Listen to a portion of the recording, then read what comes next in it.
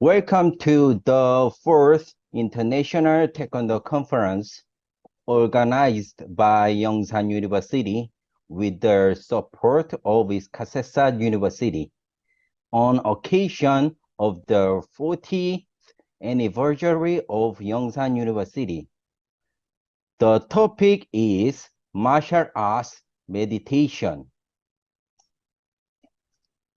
My name is 최현민. I'm professor at Department Taekwondo, Youngsan University.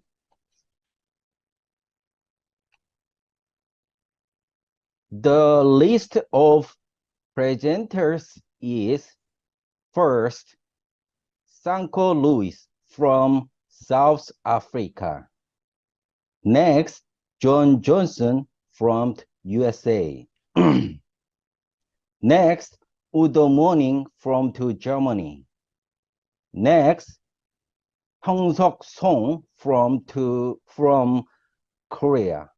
Next, Lon Zwenka from Canada. Next, Martin Mirak from Germany. Last, Stephen Keppener from USA. The conference schedule. The first, the opening address by Gu Uk-bu, President of Youngsan University. Next, a short address by Choi Young-seok from 제4회 University. He is national coach Thailand. And now our President Bugu speech start.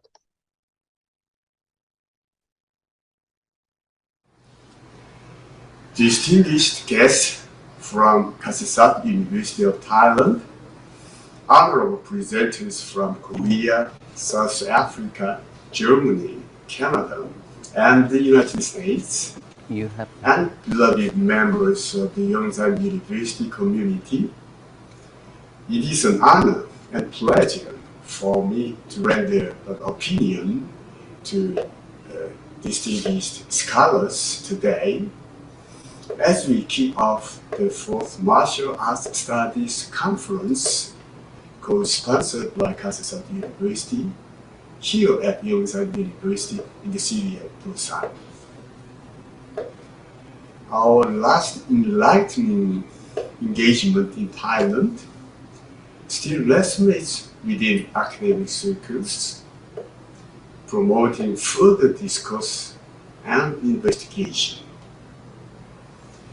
Now we are at the nexus of martial arts and studies of East Asian philosophy that will enable us to attain even deeper and higher understanding. The way of Taekwondo is a jewel in Korea's illustrious crown of cultural legacy, and it binds us in a common quest for self-perfection and mastery, ultimately leading to the truth. It is not merely a martial art, but a living philosophy embodying the indomitable spirit and the quest for Hongik Ingan, or benefiting all humanity far and wide. Themes resonates in the profound realms of the Korean way of seeking truth through self-perfection. Its emphasis on balance and natural order intertwines seamlessly with martial ethos, providing a sound foundation for lively and stimulating discussions.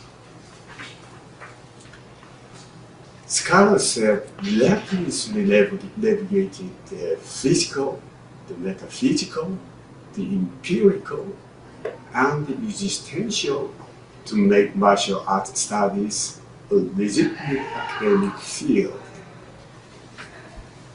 In this conference, we explore martial arts not just as a physical discipline, but as a conduit to understanding the deeper underlying philosophies or wisdom of the Korean way of self-perfection and truth. It is clear from the diverse array of presenters that martial arts and East Asian philosophies possesses universal appeal. It will undoubtedly enrich our understanding, foster a culture of mutual respect, and facilitate academic discourse to reach new heights. We invite you to participate in a dialogue that crosses cultural and geographical lines. We must ultimately attain the truth through self-perfection. Thus, we are combining ways of martial arts and East Asian philosophy to create a unique academic tapestry. We have a lot to look forward to here at Youngsan University. And I'm thrilled about what lies ahead. There is a camaraderie, a melding of minds, and the sharing of wisdom and experience in this academic gathering. It is my pleasure to welcome you all to this enlightening journey. Come along with me on a journey to discover, to transcend the unknown horizons, and to contribute to martial arts studies' ever-evolving narrative. Thank you very much. May the spirit of martial arts and the wisdom of ancient philosophies guide our pursuit and inspire our collective journey. Ultimately, we must find our own path to enlightenment.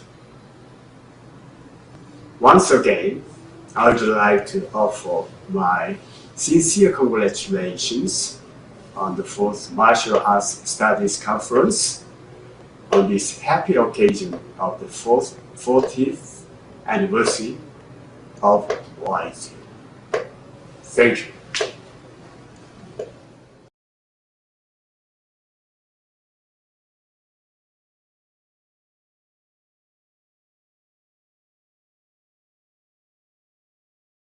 Hello, my name is Youngsan Choi, head coach of Thailand Taekwondo national team. I congratulate Youngsan University on its 40th anniversary.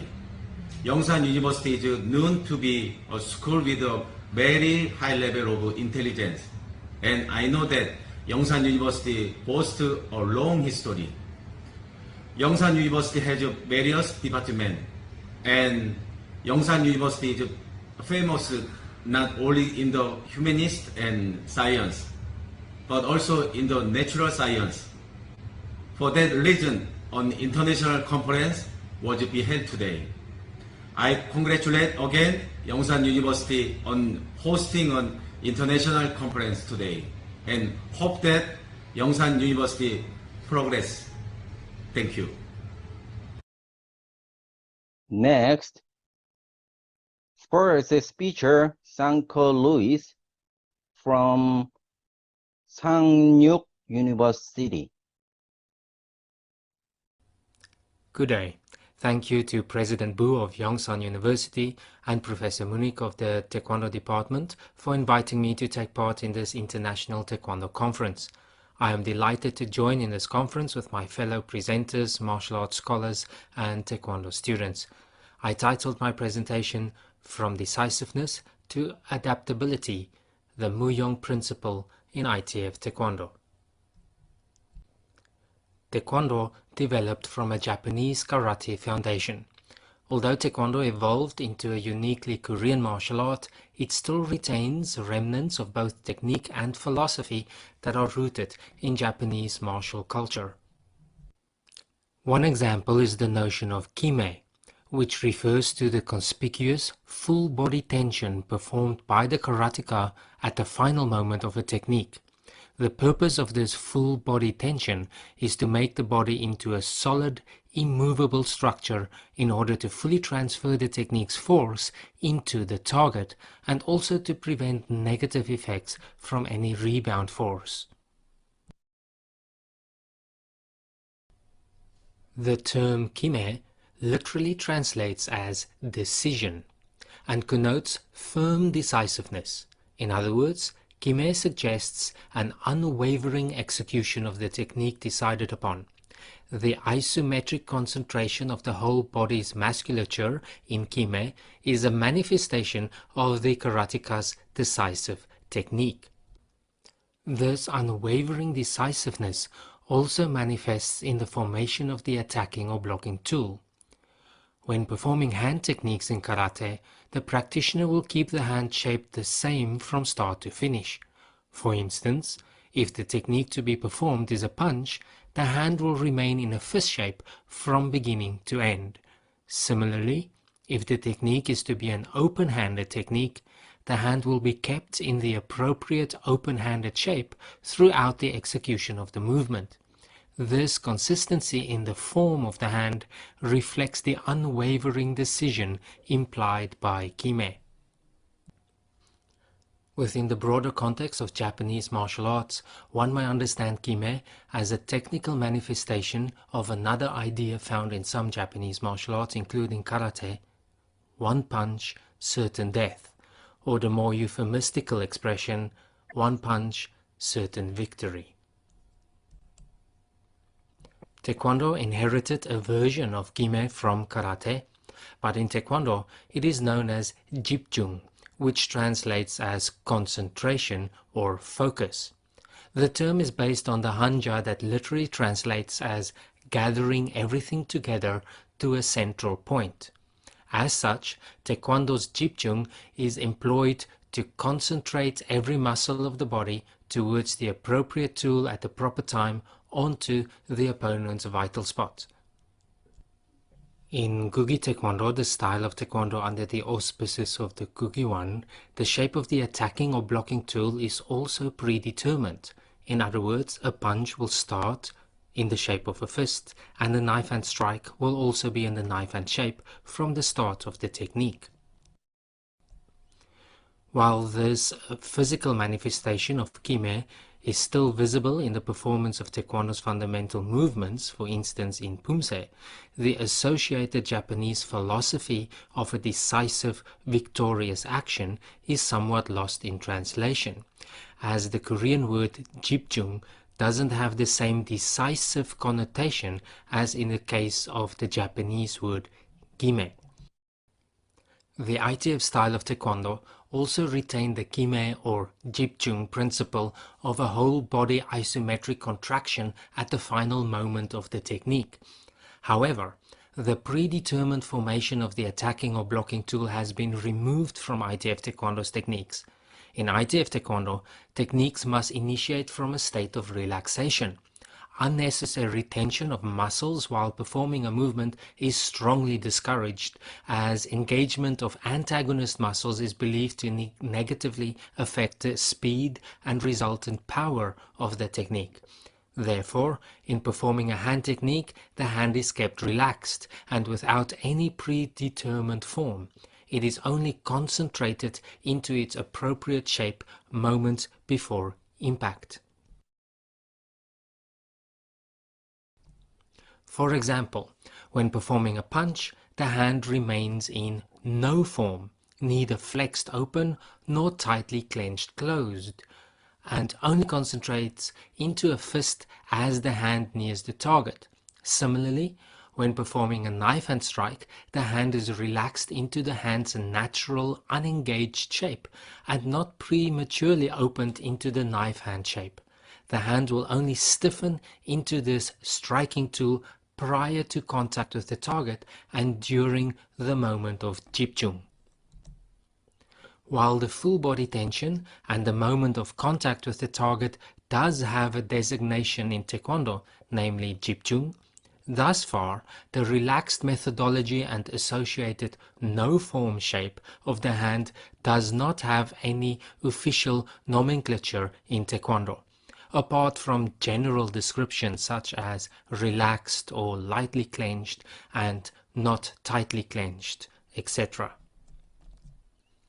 With this presentation then, I wish to formally designate the Sino-Korean word muhyong, which literally translates as no form or without form, implying something that is intangible or amorphous.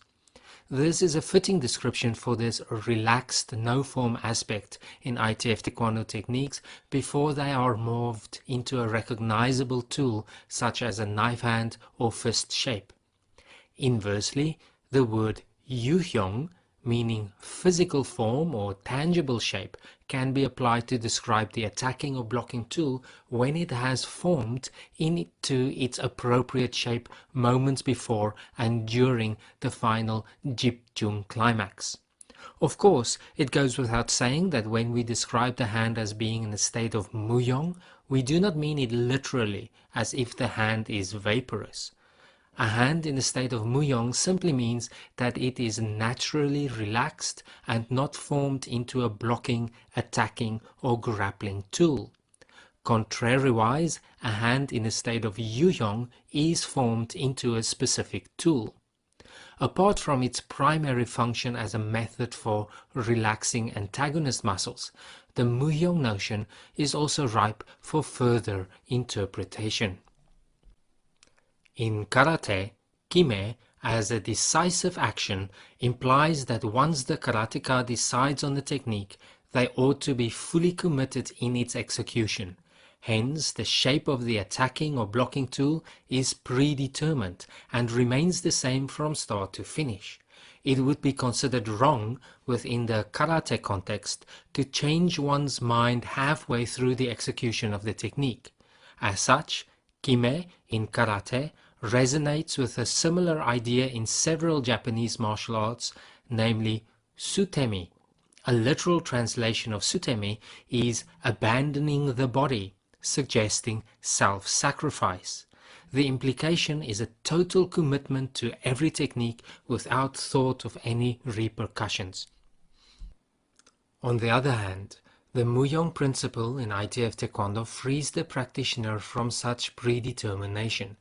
Since the attacking or blocking tool only fully manifests in a proper shape at the final moments, the Taekwondo practitioner is theoretically free to adapt the technique as the situation changes. Therefore, it is quite acceptable within the Taekwondo context to change a technique strategically. A punch may become a back fist strike. A front kick may suddenly change into a turning kick. Those familiar with Taekwondo sparring will immediately recognize this as a common strategic feature of Taekwondo. For instance, kicks are often adapted mid-execution to adjust for the opponent's movements or to exploit new openings in their guard. Furthermore, this helps to prevent a level of telegraphing, because even when the movement has started, the exact technique is not fully knowable until near the end of its execution. The Taekwondo practitioner may also decide to abort a technique that is already in motion, rather than a sutemi-style total commitment to a technique. 지금 총장님 입장 안 하셨습니다. 언제 진행하면 안 되겠습니까? I believe that this Muyong concept is consistent with some East Asian philosophical ideas that have a long historical association with East Asian martial arts theory. First, the Taoist concept of Taiji, or Taeguk in Korean, and its associated yin-yang principle, or Eumyang. There are already several approaches for understanding the Yang principle in Taekwondo. For instance, Stephen Kappener argues for interpreting the Yang principle as full and empty space. Kappener argues that during a Taekwondo sparring match, the dynamic interchange of the competitor's limbs in motion and inevitable appearance and disappearance of viable targets for attack represents full and empty spaces. An understanding of such full and empty spaces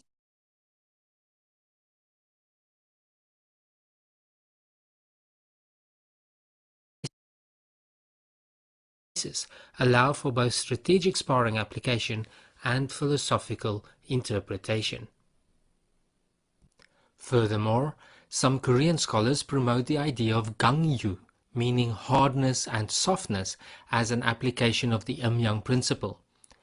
Gangyu can basically be understood as those particular binary aspects of Taekwondo, such as offensive and defensive techniques.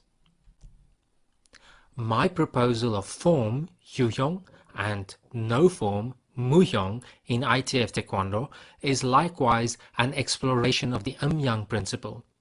If a Taekwondo technique has a moment of deliberate high tension, or 집중, it only makes sense that it should also have the opposite, namely a phase of deliberate relaxation, Iwan, and fluidity.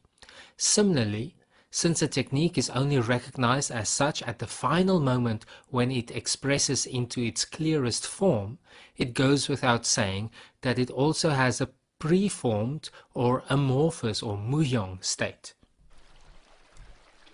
This Muhyong idea, which allows a practitioner a level of liberty to adapt a technique naturally according to changing circumstances, resonates with yet another concept from Taoist philosophy, namely Mu Wei, or Wu Wei in Chinese, which translates as non-doing or no effort. Within Taoist teaching, this doesn't literally mean to not do anything, but rather not to force a situation and instead allow things to unfold naturally. Many martial arts have taken up the Mu Wei principle to mean that a good technique is one in which the greatest result is achieved with the least amount of effort. This principle of 최민 efficacy 교수님, directly relates to the biomechanical purpose of Muhyong, 최민 교수님, which is to ensure that only the necessary agonist muscles are engaged in their proper 최민 교수님, sequence and the antagonist muscles are appropriately relaxed, subsequently 최민 resulting 교수님, in the most efficacious movement. 지금 그 총장님이 지금 입장 안 하셨습니다. Furthermore, 총장이 없는 in 상태에서 Taoist thought, 먼저 진행하는 게 Mu 좋겠습니다. does not mean mere nothingness. Instead, it relates to the void, the place of incipience, which contains all potentialities. For the trained martial artist, this connects to that spontaneous, reflexive, and masterful bringing forth of the right technique at the right time. In other words, the most appropriate technique hitting the best target at just the right moment.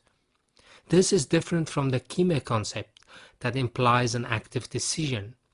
From a Taoist paradigm, the most appropriate technique is not decided, but rather allowed to naturally and spontaneously manifest without conscious thought. Just as the hand can be described as in a state of Muhyong, so the whole person, body and mind may manifest Muhyong. This is not conceived as a structureless body and unconscious mind, but rather as a body filled with potentiality and a mind open to all options. Taoist and Buddhist meditative practices call this mental state Mushim. Mushim suggests a mental state of no-mindedness, free from distracting thoughts or emotions. This allows defensive and counterattack techniques to occur reflexively, without thinking. This Muhyong state is of course a transitional state from a state of potentiality to the Yuhyong state of actuality. As this transition happens, the various potentialities or technique possibilities become fewer and fewer until finally only one possibility remains. When, from the vast sea of potential techniques, the most appropriate technique is actualized, perfection occurs. Or as Kapner puts it, bringing order to chaos through skillful technique. Of course, for this to occur, the practitioner must have physically mastered various potentialities, which is a great arsenal of efficacious techniques. Only then can the most appropriate technique come forth without conscious thought or physical restraint. As such, Mui, as a philosophical extension of Muyong, does not mean no effort in training, but rather so much training and mastery of techniques that when a technique is performed, it seems effortless, which is, as all martial artists know, the difference between the novice and the expert. Thank you.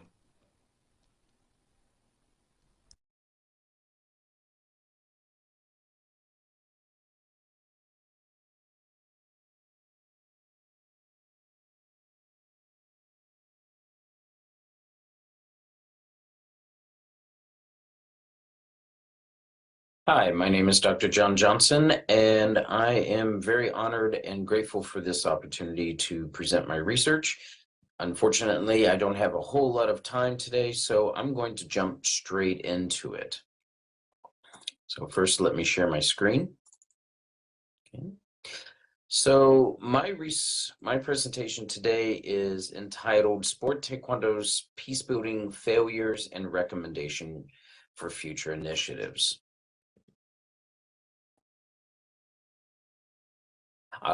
First, by way of personal introduction, thought you might like to know a little bit about who is talking to you for the next 10 to 15 minutes.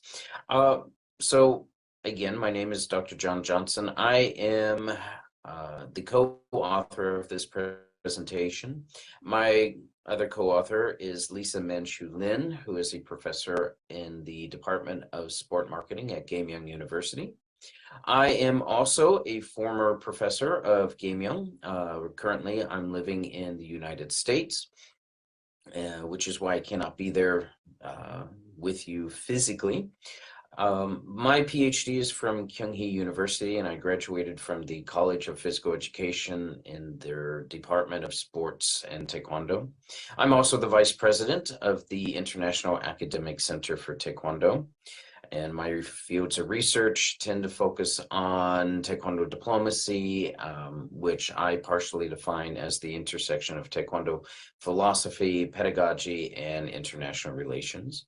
I have nearly 50 SCIE and SCIE, Scopus and other international journal publications, plus several book chapters.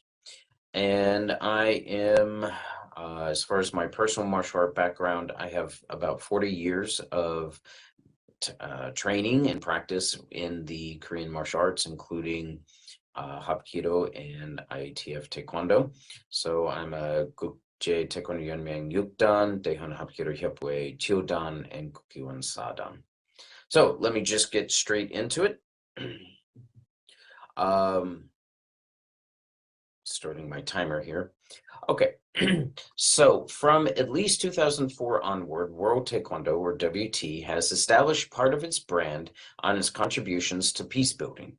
In that time, it has sponsored and conducted numerous endeavors dedicated to improving the welfare of people around the world through the Olympic sport of Taekwondo. Its various humanitarian programs and sister organizations have always aligned themselves with the International Olympic Committee, or IOC's sport diplomacy goals. WT President Dr. Jungwon Jo has been credited with vastly expanding Taekwondo diplomacy efforts. Since a sizable majority of these soft diplomacy initiatives have focused on building better relationships through cultural exchanges and education, improving the lives of refugees and other displaced peoples, and furthering rapprochement efforts between North and South Korea, they may also be labeled as peace-building efforts. Considering this, peace building is now at the core of WT's brand identity. While WT's peace-building initiatives have been largely accepted without criticism, possibly because few, if any, empirical studies have been conducted on Taekwondo diplomacy, the question of whether these efforts adhere to current peace-building policies and philosophies has yet to be asked. This interdisciplinary study aims to examine the history of WT's peace-building activities through peace studies and sport marketing lenses to ascertain the efficacy of these endeavors and, by doing so, provide recommendations for future activities.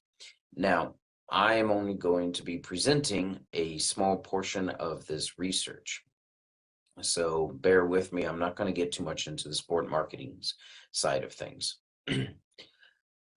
The issues arising from this study's aims intersect at Taekwondo philosophy and pedagogy, sport diplomacy, and cultural diplomacy. A qualitative literature review was performed on Taekwondo peacebuilding and sport marketing research. Numerous academic articles, theses, dissertations, websites, and periodical articles were identified, but selection criteria were set to academic articles, theses, dissertations, and sport media that highlighted WT's peace-building work. As WT aligned with the IOC's goals and initiatives, the present study examined WT's peace-building work with a SWOT analysis to determine the efficacy of those goals and initiatives. However, that data will not be presented in today's talk. Rather, I shall focus on explicating WT's peace-building initiatives to date and how they do not align with peace-building policies. So here are some of the very few results that we came up with. According to President Joe, WT's primary mission is to maintain its Olympic status. He said that in a recent 2023 letter, open letter. Almost immediately, so to help understand this, we need to understand that almost immediately after Joe won the WT presidency in 2005, the IOC began evaluating each Olympic sport, which, according to Joe, forced WT governance in order to cement the survival of Taekwondo, forced WT governance reform in order to cement the survival of Taekwondo as an Olympic sport. While current literature discusses WT's peace-building activities, an up-to-date and thorough account on their larger and more recent endeavors could only be considered prudent. For this, we turn to President Joe's recent open letter, which provides a synopsis of WT's peace-building efforts, all of which were enacted under his leadership. The information President Joe states in that letter provides a timeline of WT's peace-building activities, many of which were identified as soft diplomacy work and previous research. So this is a quick figure showing just a handful of WT's peace-building activities. There's actually dozens more that we could put in there, but this is based only on his 2023 letter. Therefore, these are the things that he highlighted and felt WT did very well towards peace-building and in their peace-building initiatives. So, while WT has emphasized Taekwondo for peace-building purposes for nearly 2 decades, its literature and the media articles about its activities do not mention the direct, not to mention the direct communication from WT President Joe, do not actually reflect this. After looking at the brief history Joe provided in 2023, the figure we just looked at, and the existing literature on WT soft diplomacy peace-building work, it is clear the reforms Joe implemented were, at least in part, to adhere to the IOC's global commitment to social issues and providing humankind through and improving humankind through sport. Nevertheless, there are gaping holes in the sports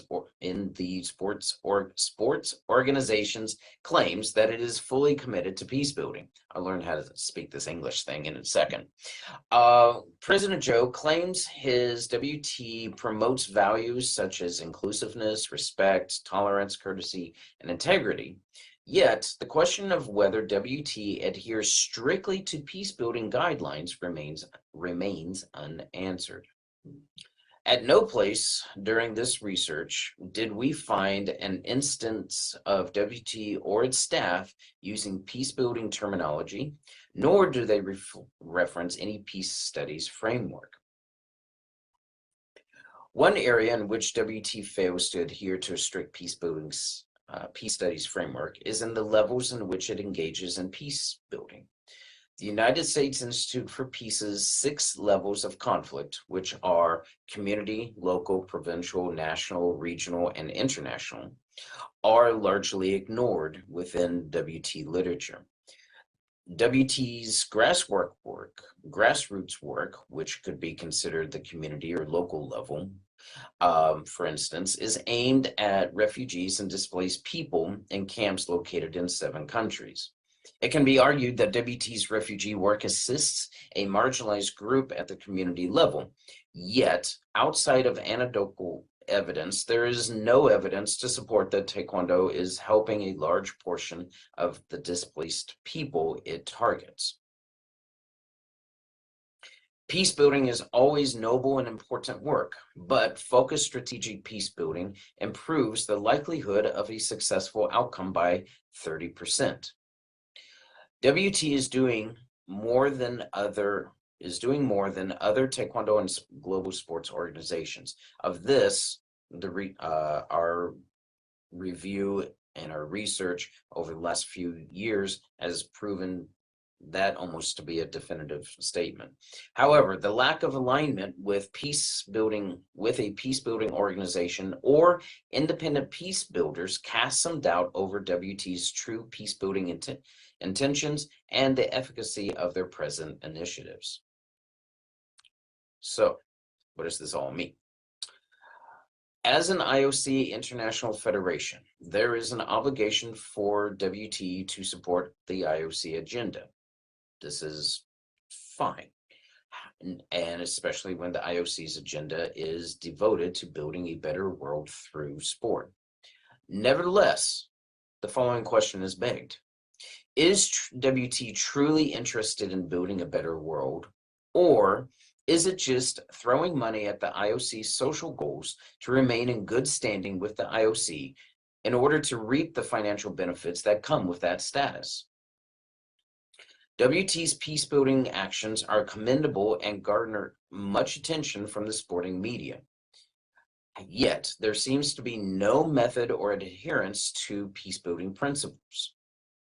This is cause for concern as it appears WT has no peace-building framework or overlying vision. There is nothing wrong with this per se, as it can be argued WT is doing the best it can with what it has. It is a sport Taekwondo organization, after all. Yet, to truly achieve peace-building goals, WT officials should first undergo a peace studies education program. Then, it should utilize general sport marketing strategies before, during, and after a peace-building initiative to ensure, 1, the initiative's efficacy, and 2, to provide a transparent account of the initiative's merits and demerits to help other IOC international federations to do the same. Steps such as these and many others that I and my co-author have outlined in our paper will establish future efforts within a peace studies framework while greatly improving the efficacy of WT's current peace-building initiatives. As WT's brand has expanded to include peace building in the last couple of decades, these steps will assist it in staying on brand while maintaining its sports and peace building initiatives. So, like I said, that's a short, down and dirty synopsis of our research.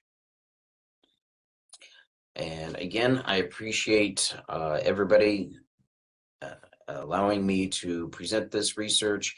Thank you very much also for continuing the excellent work in developing Taekwondo studies. It's something that I hold near and dear to my heart, and I look forward to hopefully seeing you guys in person someday soon. Thank you, and have a fantastic conference. Bye-bye.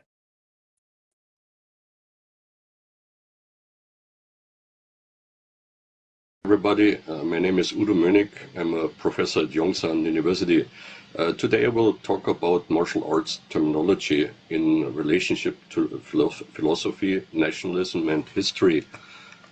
Now, recently I published an article about this together with Professor Kim Min-ho and Jae-hyun Min in the Spanish journal Rama, which is a Scopus-listed journal.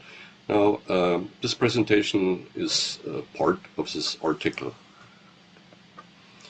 Now, the most common generic term in English to refer to fighting activities is martial arts. In contrast, Western fighting activities such as boxing and wrestling are usually referred to as sports or combat sports. Now, in other languages, for example, in my native German, the most common generic term is Kampfsport, literally combat sports, and it arguably has the same meaning for most people as the term martial arts in English. Now, in the East Asian languages, a great variety of terms exists for martial arts. And here's the most common. In Korean, muye, musul, and mudo. So Japanese transliterations are buge, bujutsu, and budo. And the Chinese, wuyi, wushu, and wudao. Also, wudao was never used by the Chinese. Now, the popular suffix do for martial arts names was only occasionally used by the Japanese before the 20th century.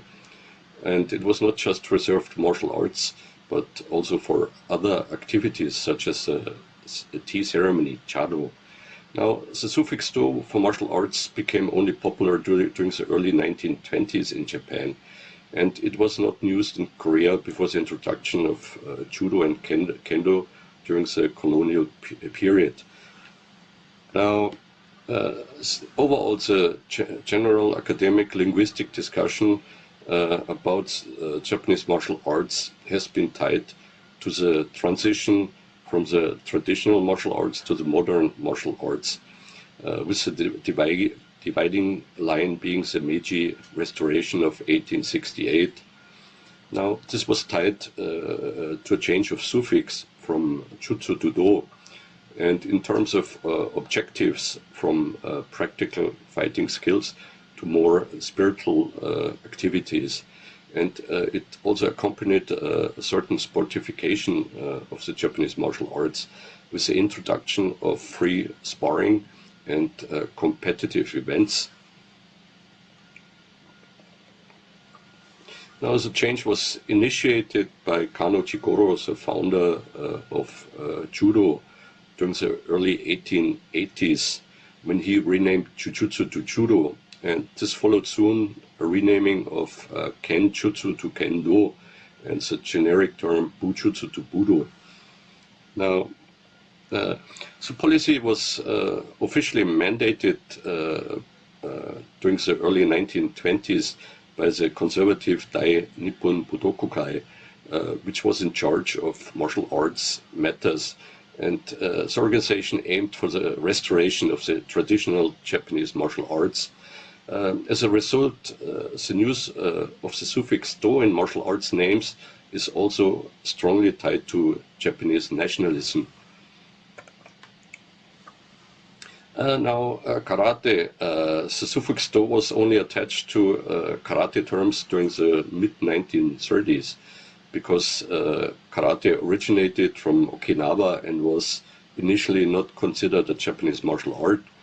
The karate terms were transferred to Korea during the end of the colonial period with the terms Tangsudo and Gongsudo, which are both pronounced karate-do in Japanese. Now, The enduring discussion from the Jutsu to Do was first popularized by Don F. Traeger during the 1960s and 70s. He's often referred to the father of martial arts studies. Also, his theory was more complicated, which I won't discuss here. Now, regarding the Chinese martial arts, there's a strong association between Taoism and Chinese martial arts, but the term Tao was never used in Chinese martial arts terminology. Before the 20th century, the Chinese used a great variety of regional terms for martial arts, and only the Kunmintang party, the nationalists, say introduced a generic term during 1928, Gushu, or Guksul in Korean. And now, after the defeat and retreat to Taiwan, the Communist Party they introduced a generic term Wushu for Chinese martial arts. This was, of course,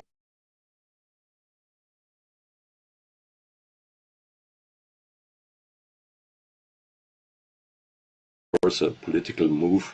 Now, the often used popular term Kung Fu in the English language is actually not just reserved for martial arts in Chinese, but has broader meanings.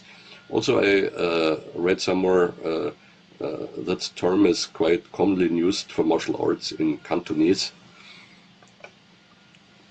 Using Traeger's ideas, some Korean scholars also tried to explain the historical evolution of Korean martial arts by defining and categorizing the martial arts evolution with the terms Muye, Musul, and Mudo. However, generally, Korean scholars advocate for the use of the term Muye because they argue the term Musul is already used on mainland China, and the term Mudo has its negative historical associations with imperial Japan. Moreover, the term Muye was also used in the past in Korea, as for example in the Muye Dobudongji, which should be mentioned. This textbook was largely based on former Chinese martial arts textbooks. Now, overall, the suffix Do in Korean martial arts, as in Taekwondo, Hapkido, Aikido, which Aikido in Japanese, and then Judo and Komdo or Kendo indicates Japanese origins. The term Taekwondo was only coined in 1955, and it was somehow a compromise between former karate terminology and also new ideas such as invoking association to the native Taekyon, which was based purely on similarity of pronunciation. Now, let me come to the conclusion. The use of martial arts terminology in East Asia has been strongly influenced by nationalism.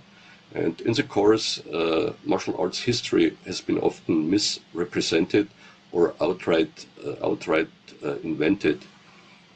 Now, here's some further reading to this topic.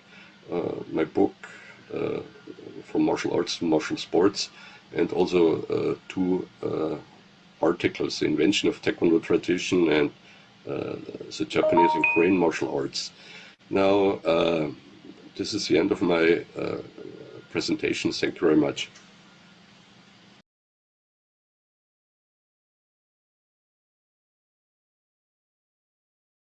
Next speaker, Youngsan University.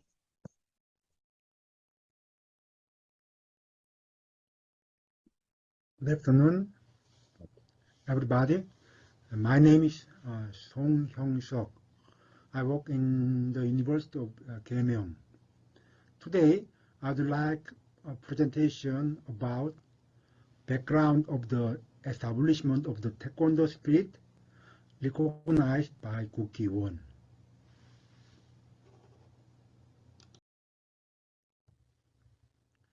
When you ask Taekwondo practitioner,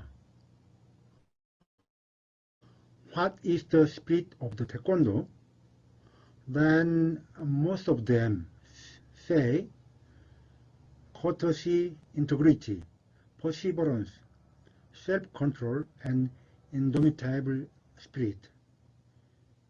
예의, 염치, 인내, 극기, 백절불굴. Generally, we refer to these 5 virtues as 5 spirit of Taekwondo. Korean, Taekwondo 5대 정신. This virtue was first introduced on page 14 of the Taekwondo teaching book, in Korean, Taekwondo 교서, published by 최홍희 in 1972. You know that over the next 50 years, the virtue was widely spread to Taekwondo practitioners around the world. As a result, they have now acquired the state of representative Taekwondo spirit. What is Taekwondo spirit? That is 최홍희 Taekwondo spirit, the same thing.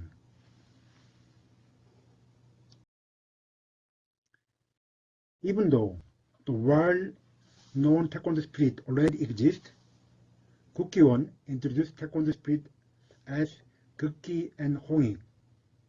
That means overcome yourself and benefit the world. In Korean, 나를 이기고 세상을 이롭게 하라. In the revised edition of Taekwondo text published in 2021, many Taekwondo practitioners who are familiar with the existing 5 Taekwondo spirits are confused when they encounter new Taekwondo spirit established by the 국기원. As a result, as a researcher of Taekwondo, I think that I must contribute in some small way to resolving this embarrassment. That is the motive for this presentation.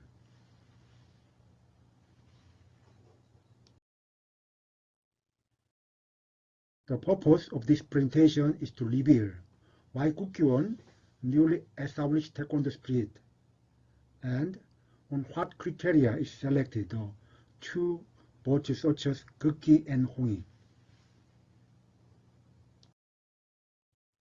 Why did 국기원 establish a new Taekwondo spirit? Currently, the Taekwondo spirit that is most widely introduced around the world is courtesy, integrity, perseverance, self-control, and indomitable spirit.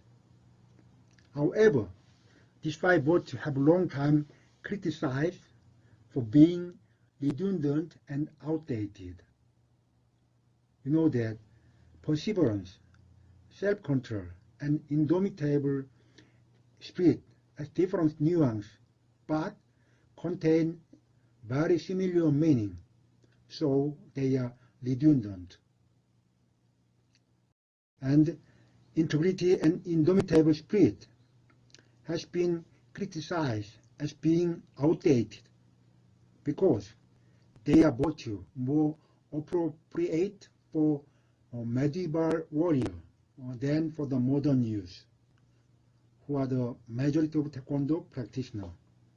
Therefore, 국기원 Taekwondo Research Institute conducted a research project for more than 10 years to newly establish the Taekwondo spirit and ultimately selected 극기 and 홍익 as new Taekwondo spirit.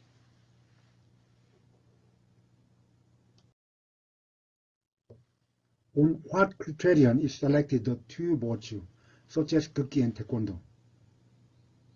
The reason can be found in, first, Taekwondo history status as a Korean culture, and second, Taekwondo's technical status as a fighting skill.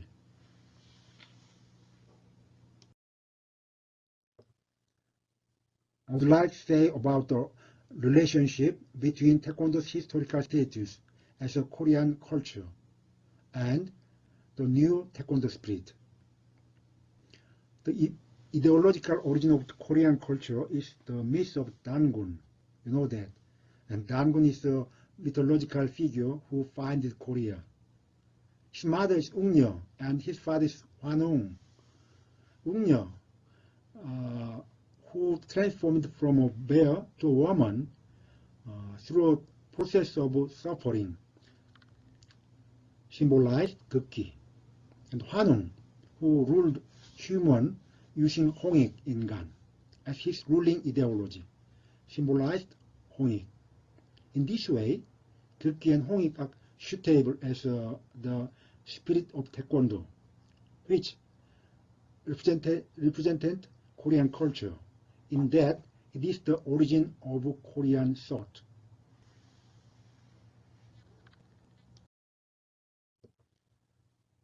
And second, I would like talking about the relationship between Taekwondo's technical status as a fighting skill and Taekwondo spirit. You know that Taekwondo is a fighting skill.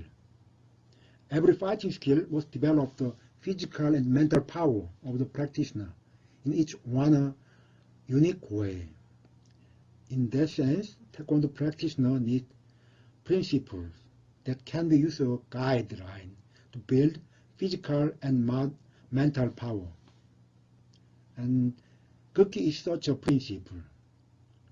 Gukki is a compound word of Guk, meaning to overcome, and Ki, meaning self. In order to overcome the self as the object to be overcome, and self as the subject doing the work of exceeding must exist simultaneously. If the me before overcoming is the me trapped in the certain limit, the me doing the work of overcoming is the me who goes beyond my limit and develops my one power. In this way, Gukki means going beyond one's limitation and expand one's possibility.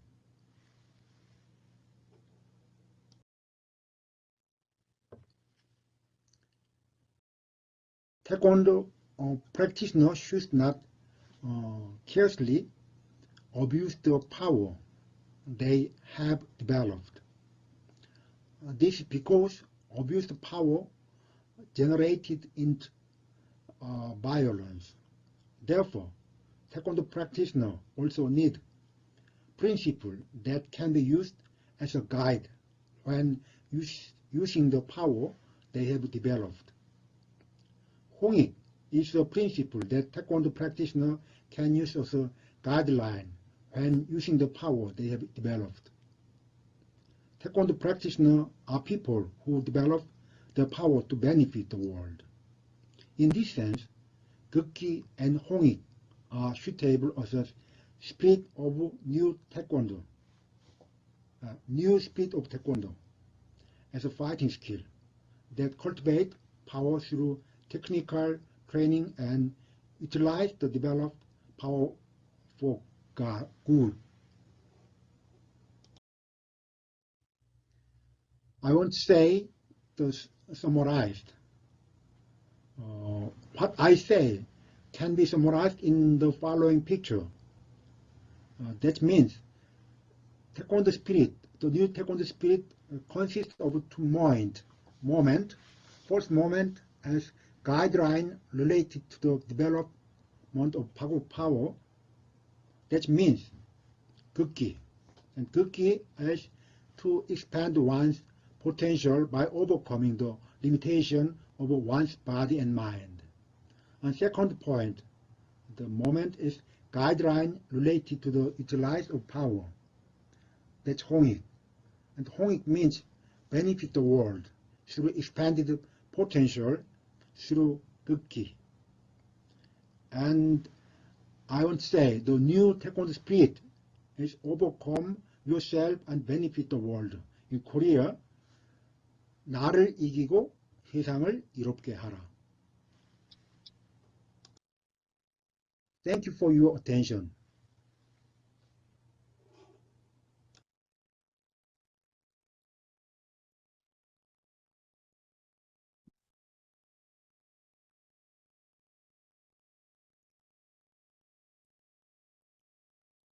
Okay, next speaker, Lon Zwenka from Salisbury University.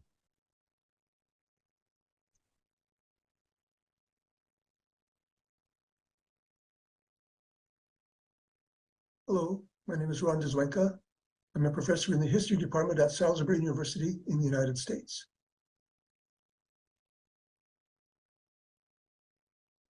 My presentation is a critique of Kuki-wan's reconceptualization of Taekwondo spirit. Kuki-wan's new conceptualization of Taekwondo spirit, Taekwondo Junction. In 2015, Kuki-wan Research Center commissioned a research report or project to develop an updated version of Taekwondo spirit that it hoped would be accepted as its official conceptualization. This new version was incorporated into subsequent Kuki-wan textbooks and master's training courses.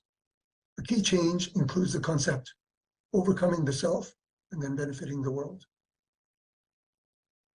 The ideological basis for the change towards applying this concept is through the acceptance of the humanitarian spirit of Hangik Ingan, which means to broadly contribute to the overall benefit of humankind. My assertion is that the text, The Great Learning, should be the textual and ideological basis for Taekwondo spirit. The Great Learning provides the historical, educational, and political framework, as well as a soteriological process to guide and validate the concept of overcoming the self and benefiting the world toward broadly contributing to the overall benefit of humankind. The project was completed in 2015. Here's an image by Youngsan Kim that was presented at the International Academic Center for Taekwondo Conference at Stanford University in the USA in February 2019. You can see that overcoming the self expresses the personal value, and benefiting the world provides the social value that is related to the ideal of humanitarianism of Hangik Ingan. The Kuki-wan Research Center is asserting that Hangik Ingan is the ideological basis for the new Taekwondo spirit conceptualization based on these points. Number one, Hangik Ingan is touted as the foundational spirit in the Dangun myth of the farming of the Korean people. Two, Hangik Ingan is stated in the National Education Curriculum of the Republic of Korea's Framework Act on Education in 2015. Number three, the concept overcoming the self and then benefiting the world, as well as peace is more precious than triumph, is a key slogan of World Taekwondo to show its alignment with the IOC's mission and values of promoting world peace. My critique of this ideological basis of Taekwondo spirit is that Hangik Ingan does not exist in the Dangun myth text, in the February 8, 1919 Proclamation of Korean Independence text, or in the ROK's Framework Act on Education 2015 text, in the way that it is asserted in the Kuki-wan research project. Let's look at the Dangun myth text. Koreans assert that the origin of Hangik Ingan dates back to 2333 BCE, during Korea's first dynasty, according to the Dangun myth. The earliest written version of the Dangun myth is in the 13th century Samguk-yusa. However, as per the assertion underlying the Dangun myth, the founding of the Korean people was first and foremost to purposefully distinguish Korean peoples from other peoples, not to offer contributions to the development of mankind, as Hangik Ingan asserts. In the 13th century, see imposition of national protection, Hogu, onto Hangik Ingan. The universalism of the concept to broadly contribute to the overall benefit of humankind, to apply to all of humanity, is a much later interpretation of Hangik Ingan. In fact, this outward emphasis of Hangik Ingan was a rhetorical device to mask an internal focus on national protection at a time of national crisis. This internal focus has been applied predictably at times of national distress, the 13th century Mongol invasion, 19th and 20th century imposition by Japan, China, and the West, and so on. For example, Buddhism for national protection, Hogek Bulgyo, specifically the selective appropriation of aspects of Buddhism for the protection of the ruling clan, its affiliated scholar officials, and their interests, was the rationale behind the commissioning of the Goryeo Buddhist Canon edition to protect the coming Mongol invasion. The 1919 Proclamation of Korean Independence text. This text does include concepts and terms that only allude to Hangik Ingan, such as coexisting and living together, spirit of humanism, and so on. It does not specifically say Hangik Ingan. The Proclamation of Korean Independence was based on self-strengthening nationalism. In the late 19th century, Korea attempted to adopt haphazard, ad hoc, internal institutional reforms aimed at preserving its national interest.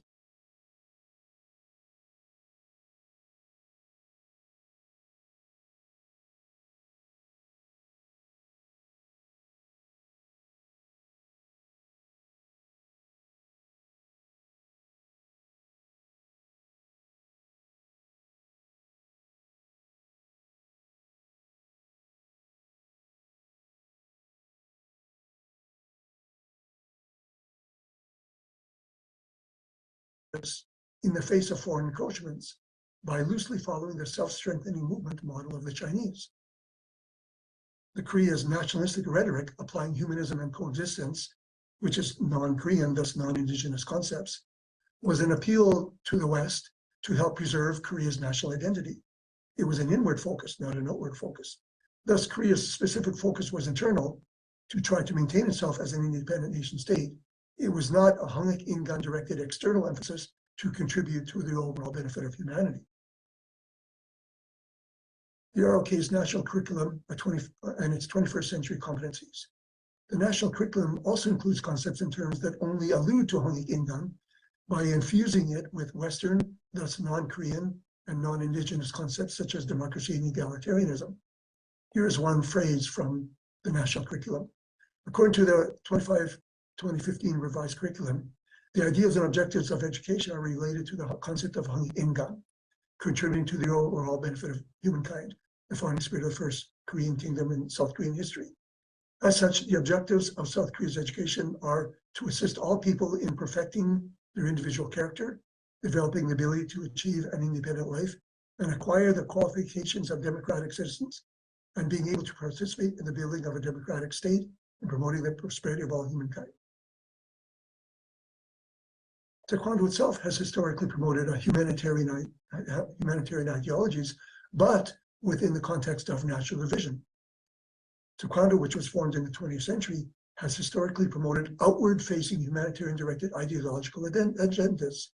But this outward-directed humanitarianism was within the context of national division, ROK versus DPRK, and ITF versus WTA. This outward-directed humanitarianism was not solely to broadly contribute to the overall benefit of humankind.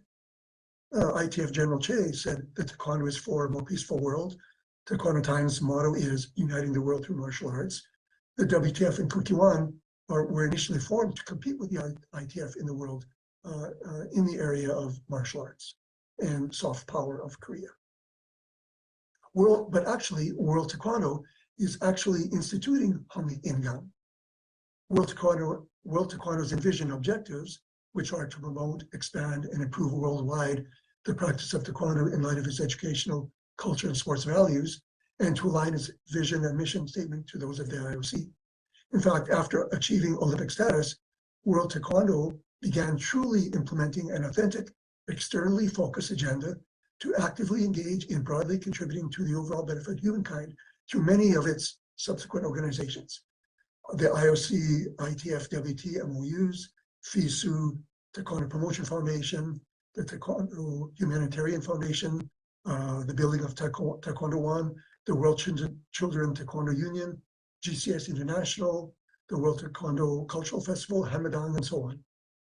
WTF is promoting actual Hangik Ingan with its affiliated organizations.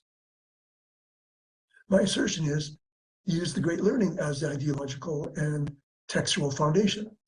The Great Learning, a 5th century BC text, provides a foundational introduction to Confucianism. It was originally one chapter in the Classic of Rites. The Great Learning offers a soteriological process for the cultivation of oneself through education, thus a paradigm of practice towards change through study as the basis for renovating the family, the people, and the state with the ultimate goal of world peace. Let's look at some of the key points in the Great Learning. The way of great learning involves manifesting virtue, renovating the people, and abiding by the great and highest good. The purpose of the great learning, of the one half of the great learning, is the overcoming of the self. Let's look at the aspects of this part of the great learning. The ancients who wished to illustrate illustrious virtue through the world first ordered their own states. But wishing to order their states, they first regulated their families. And wishing to regulate their families, they first cultivated their persons. Wishing to cultivate their persons, they first rectified their hearts. Wishing to rectify their hearts, they first sought to be sincere in their thoughts. Wishing to be sincere in their thoughts, they first extended to the utmost their knowledge. Such extension of knowledge lay in the investigation of things. Self-study and overcoming of the self is the individual aspect of the great learning. Let's look at the second half of the great learning, which is benefiting the world. Things being investigated, knowledge becomes complete. Their knowledge becoming complete, their thoughts were sincere. Their thoughts being sincere, their hearts were rectified. Their hearts being rectified, their persons were cultivated. Their persons being cultivated, then their families were regulated. Their families being regulated, their states were rightly governed. Their states being rightly governed, the entire world was at peace. From the Son of Heaven or the Emperor down to the mass of the people, all must consider the cultivation of the person as the root of everything. Global humanitarian spirit of the great learning is its fundamental basis. By applying the process and concepts in the great learning, Taekwondo spirit can be realized. First, by harmoniously overcoming the self, by cultivating oneself and rectifying oneself with great conviction, great passion, and great devotion. Then, after doing that, collaboratively and with illustrious virtue and sincerity, extending oneself through serving the world and working at promoting the public good, or Hangek Inda. My assertion is the great learning should be the textual and ideological basis for Taekwondo spirit. The great learning provides a historical, educational, and political framework, as well as a soteriological process to guide and validate the overcoming of the self and the benefiting of the world toward the ultimate goal of broadly contributing to the overall benefit of humankind.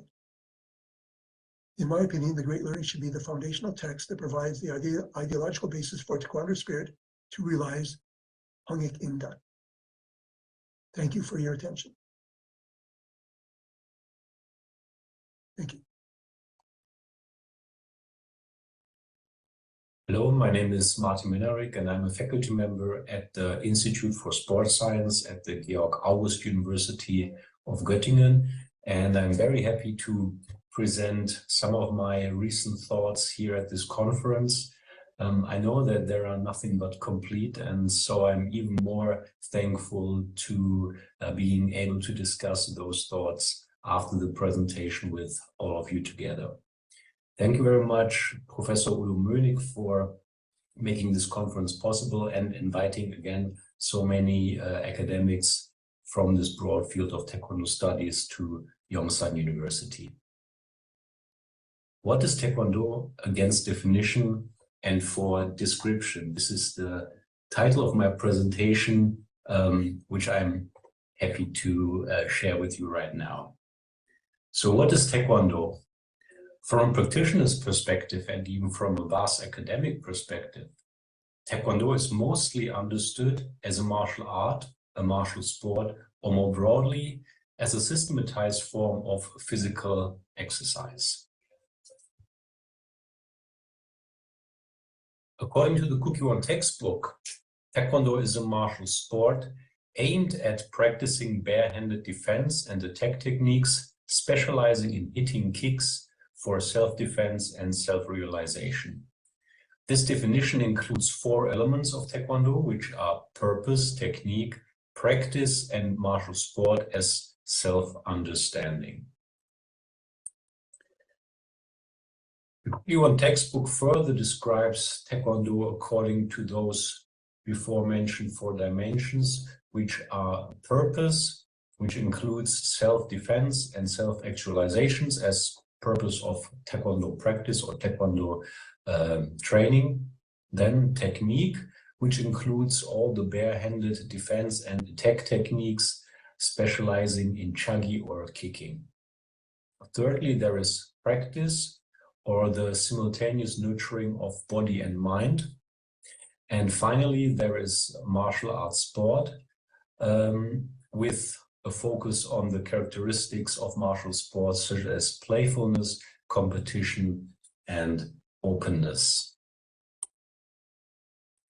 Practice is mentioned as one of the 4 key elements of Taekwondo, and further on, practice is presented as the actual manifestation of Taekwondo, in which practitioners polish their character while embodying Taekwondo techniques and, of course, also Taekwondo spirit. On this picture, you see how the Kuki-won conceptualizes Taekwondo practice as an harmonious circle of Taekwondo spirit and Taekwondo techniques. So Taekwondo practice is an embodiment of both Taekwondo techniques and, of course, also Taekwondo spirit as the mental normative aspect of Taekwondo. In terms of the Kuki-won, Taekwondo practice is an activity through which the practitioners develop into desirable human beings through the repeated exercise of Taekwondo skills. In other words, Taekwondo practice is an activity to repeatedly practice Taekwondo skills to become a desirable human being as conceptually presented by the Taekwondo spirit. On another page, the Kuki-won textbook writes also, Taekwondo practice is an activity that pursues the intrinsic value of Taekwondo. So Taekwondo practice being the foremost manifestation of also the intrinsic values of Taekwondo. This, however, brings up a central problem and the topic of this presentation, which means that practice as the actual manifestation of Taekwondo is conceptualized here as a physical enactment where Taekwondo skills are performed by practitioners to ultimately become a desirable human being according to the Taekwondo spirit. Taekwondo spirit as a normative concept is supposed to be the determining force of Taekwondo practice. And Taekwondo spirit is being stated as a structuring influence on Taekwondo practice too. Eventually, this has to mean that Taekwondo practice in general is always an embodiment of a fixed set of norms, values, and ideals. Coming back to the question what Taekwondo is, the answer therefore would have to be that Taekwondo is, in the first place, a bodily practice in which practitioners shape themselves according to a specific set of norms, values, and ideals, or the Taekwondo spirit. When we look at Taekwondo practice from an observable perspective, we see it as a highly heterogeneous phenomenon that foremost differs according to whether it's a Pumse-oriented practice, a Kyogi-oriented practice, or a demonstration-oriented practice. According to the Kuki-won definition, all those different practices ultimately would have to mean the embodiment of the same norms, values, and ideals that are inherently to Taekwondo. But how does the embodiment of norms, values, and ideals work? And what does that mean for a possible definition of Taekwondo? The concept of practice has been a subject of European and especially French and German sociology for about the last 40 years. The Pierre Bourdieu-influenced tradition of practice theory differentiates between the term praxis, which means the actual physical, social, or intercorporeal encounter, the bodily making of social interaction, and the term Praktiken, which means bodily routines that are socially trained and serve as a framing of social interaction or praxis. Those routinized bodily framings of social interaction or Praktiken follow a certain logic. That means they are structured in a socially, politically, and culturally determined way, and therefore embody inherent norms, values, and ideals.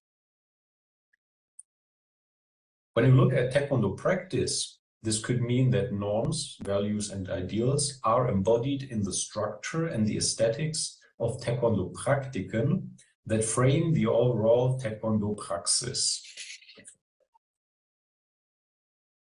What are the aesthetic ideals of Taekwondo techniques and bodies? How are the practitioners placed to each other? What shapes and trajectories are their bodies aligned with? What are ways of routinized interaction between practitioners? Such questions are to be asked.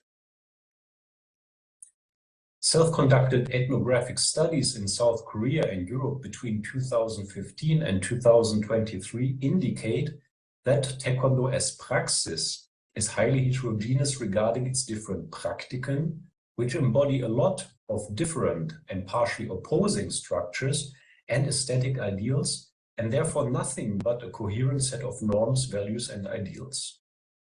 This not only means different sporting areas such as Pumse, Kyogi, and demonstration, but can also differ in one specific Taekwondo gym with different types of training, such as adult training and children's training, or different gyms.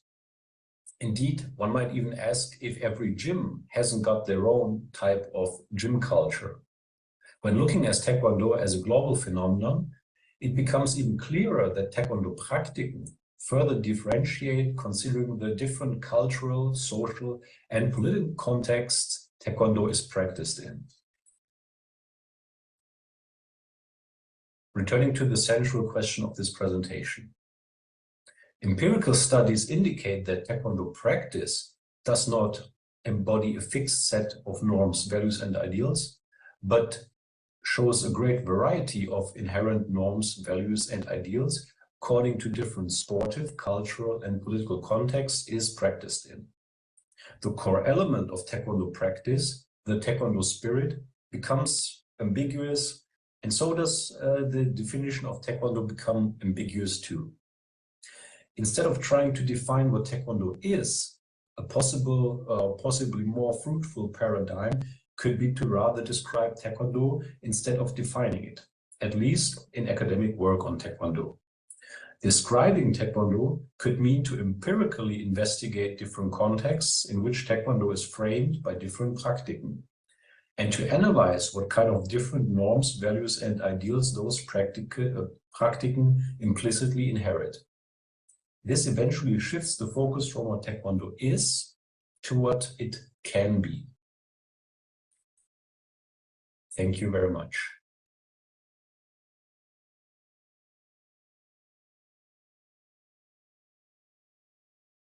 Lastly, speaker Stephen Kepener, Seoul Woman University. Good afternoon. Thank you for the invitation from the president of the university and the Taekwondo department. I appreciate it. It's good to be back. I'm going to talk about the anachronism of the term traditional martial arts and the things that applies in relation to the advent of mixed martial arts. So everyone is aware of the evolution of mixed martial arts, starting its real public debut in 1993, and became a new hybrid fighting sport, which incorporates most of contemporary martial arts styles, as well as Western combat sports. The way that I conceptualize this problem is one of modern versus pre-modern, or ancient traditional. Those two terms actually usually go together. The conventional wisdom is that these traditional forms of martial arts are some sort of wisdom that's been passed down over time, and therefore imbued with certain gravitas and value as a function of their age, right? The longer they've been around, the more that they've evolved. But in fact, what happened was, as Professor Munig said, in the late 19th century, in Japan especially, there was a break between the pre-modern and the modern, and certain martial arts underwent a process of modernization. But the way that these martial arts were transmitted was a very esoteric process before they were modernized. In other words, they were taught in schools that only allowed certain students that were vetted by the instructor. In China and Japan, right, they called these ryupa, would be the pronunciation in Korean, ryu in Japanese, and they guarded their secrets very carefully, lest another school steal them. So this wasn't an open sharing of knowledge, and this is something that we forget when we talk about traditional martial arts. The modernization of these things really was affected by Jigoro Kano in judo. Professor Munig already covered this, so I'm going to go ahead and skip it.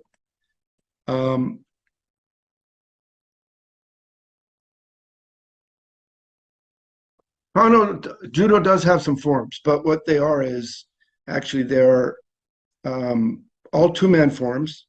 It's ridiculous to practice judo by yourself unless you're doing conditioning or something.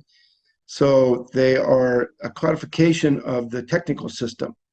In fact, they have a self-defense form. They have the basic throws and the basic counters, and then a couple of other forms that are sort of a repository of the older jiu-jitsu techniques that are no longer used in the sport, but they've used it as a kind of a archaeological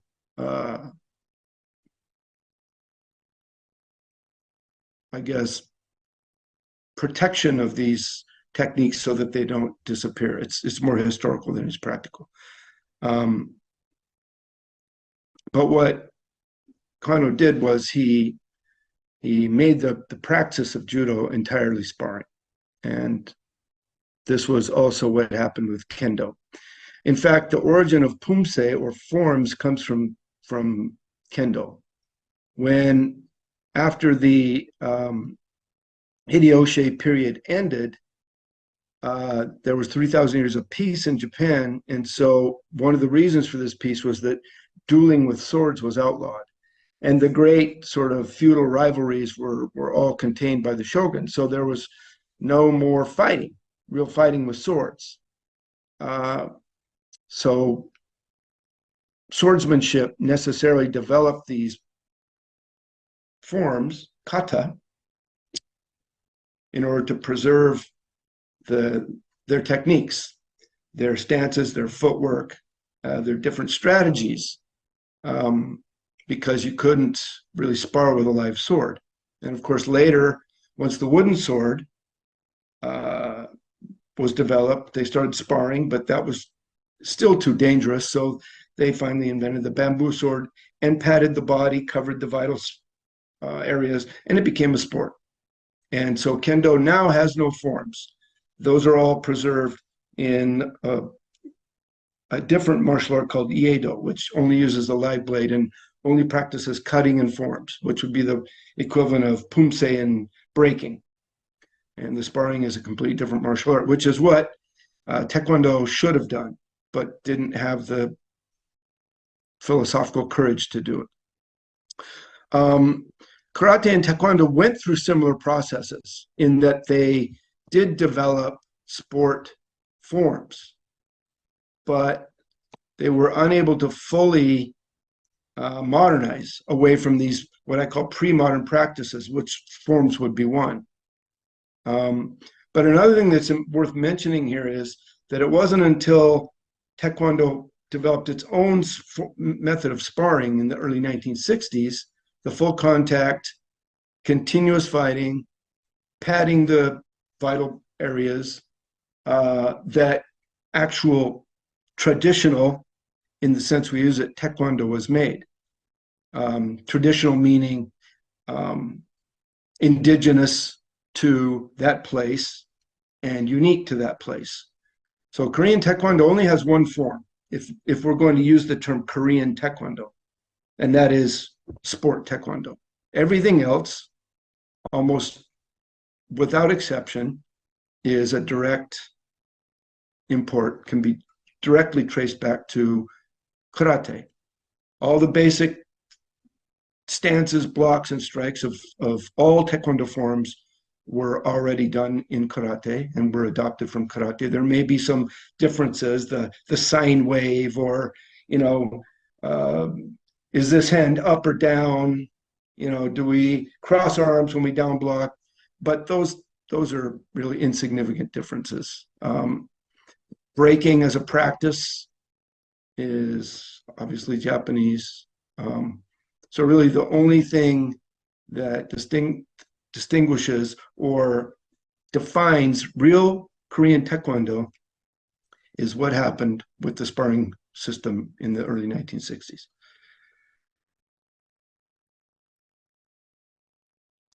And I've talked about this in some of my previous publications. So when we talk about tradition, we use these words: old, ancient, indigenous, self-defense oriented, lethal, non-sport, possessing a clear philosophy.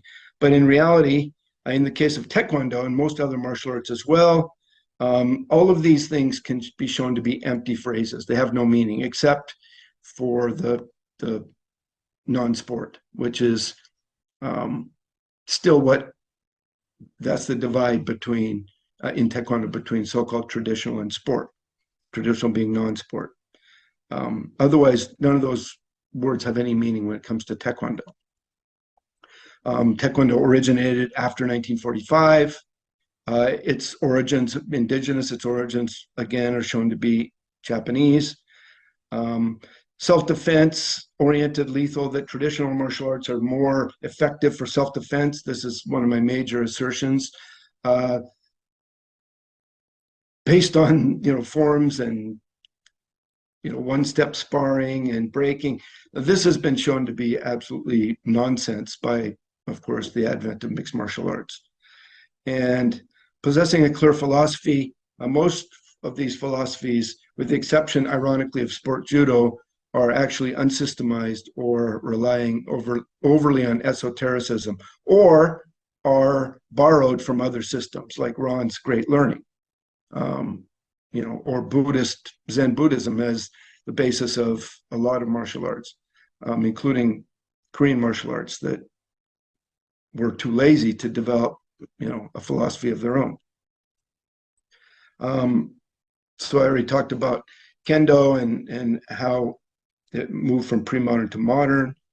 You know, for Kano, it was clear that a martial art must have a system within which the techniques can be applied with full force and intensity while protecting the safety of the participants.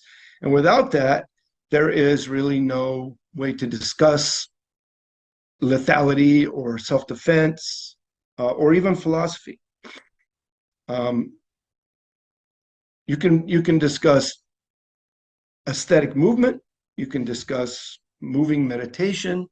All these other things are possible with so-called traditional training methods, but not practicality and not a philosophy of a combat martial art. Those things are impossible without a system of relatively unrestricted full contact sparring.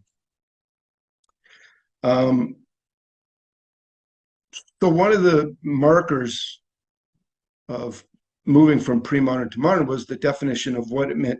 What was the definition of victory in combat?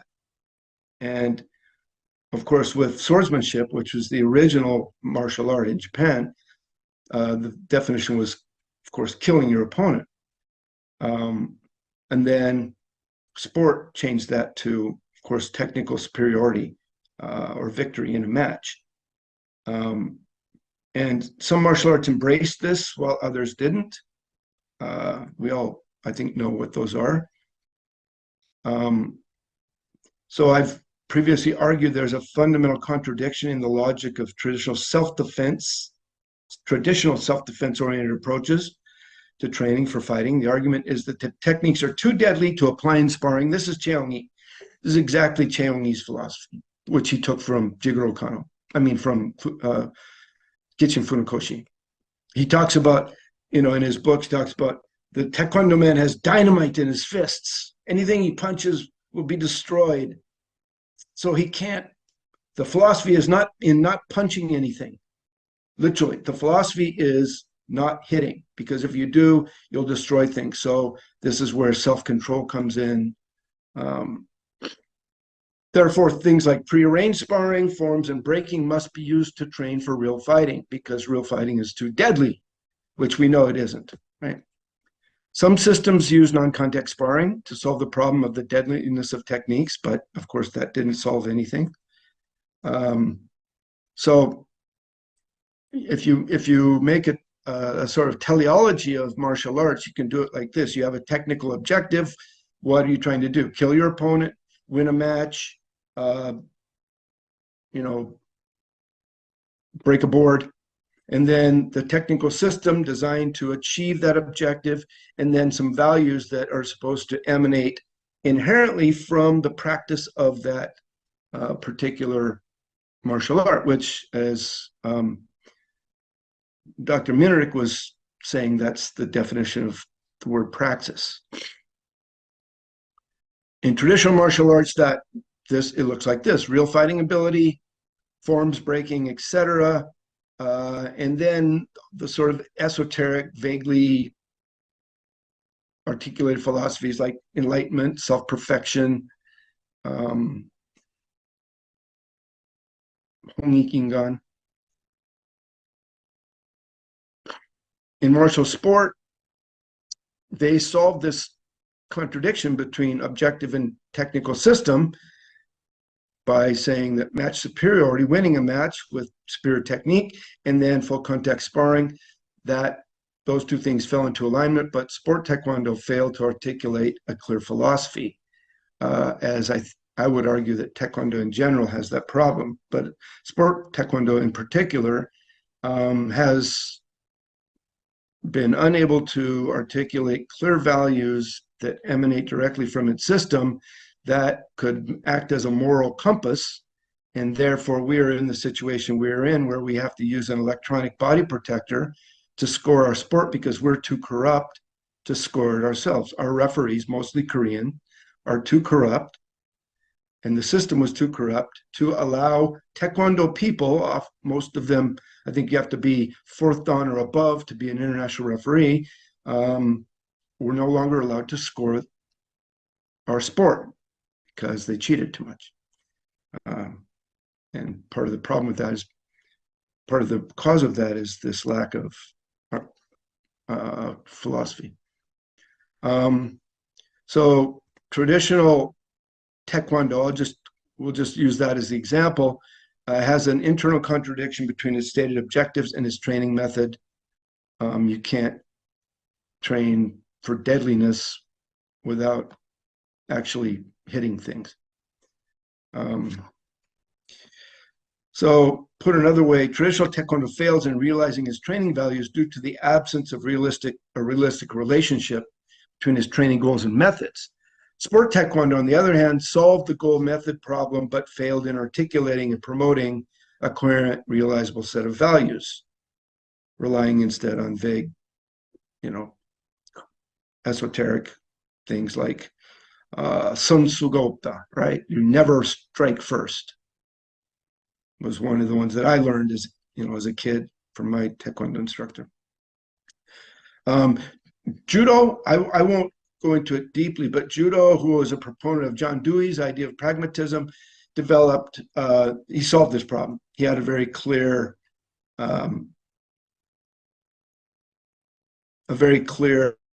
philosophy, which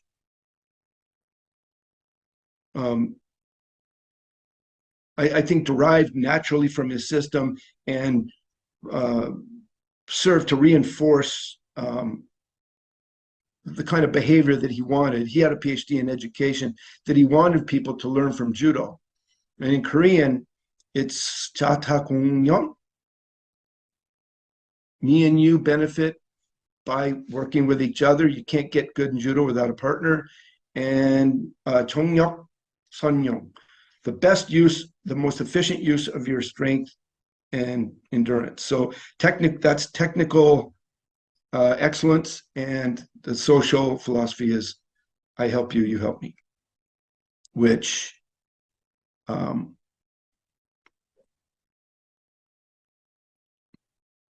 think has been actually quite well actualized in the sport of judo. So what's interesting is the advent of mixed martial arts had little impact on the assertions that traditional martial art training is more effective for real fighting than sport. And some of us were at a conference a few years ago where a professor of philosophy was making this very argument that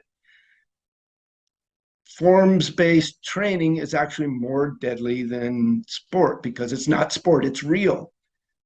And when confronted with the conundrum of, well, how do you explain mixed martial arts, he couldn't.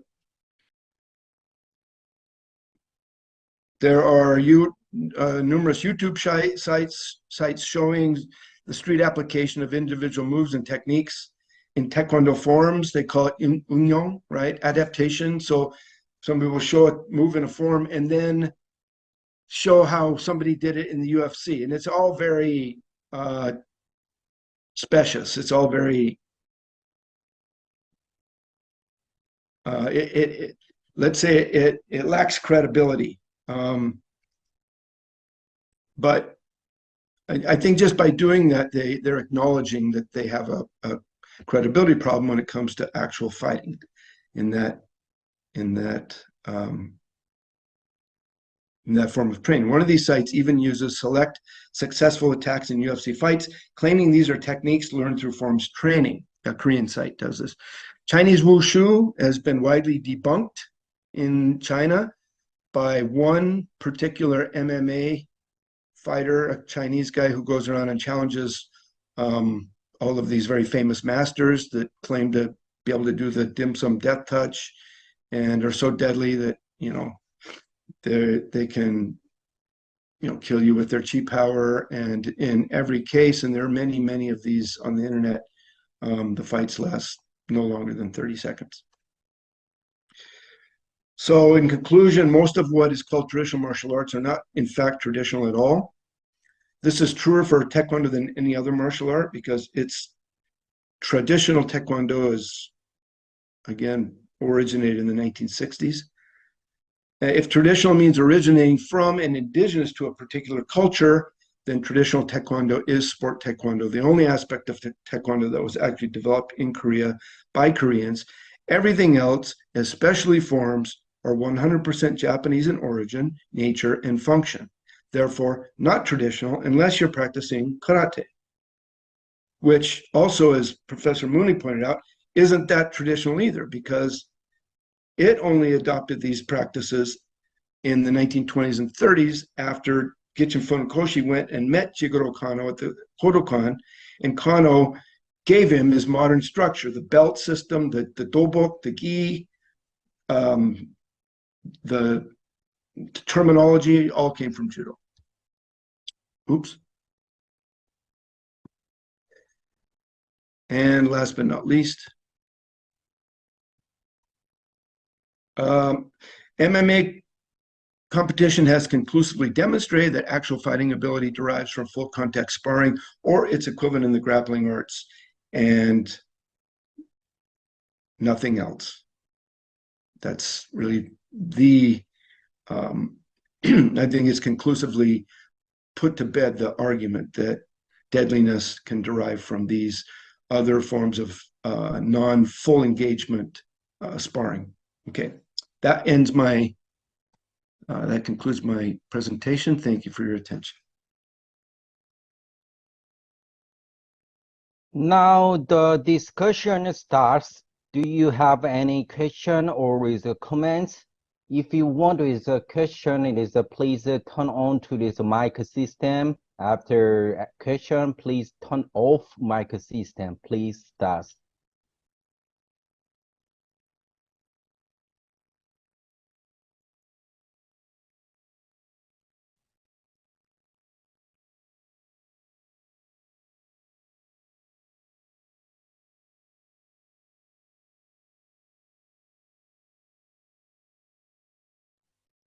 If I may, I would have a question to Dr. Jivenka, which is you spoke about the text for the book, The Great Learning, and I was wondering what that text really is. I mean, like who was it written by, and in what context was it published? Can you say some more things about that? Yes, that text that is a chapter in an old classic of rights. It's the basis of Confucianism. And of course, the examination system for Korea, for China, for Japan, was based on Confucian principles.